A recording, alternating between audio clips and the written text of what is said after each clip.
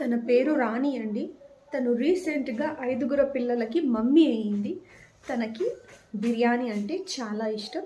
పదండి తనకు బిర్యానీ పెడదాం.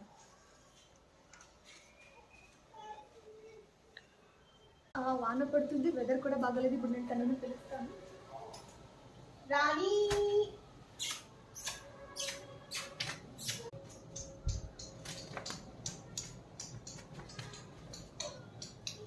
తను వచ్చింది.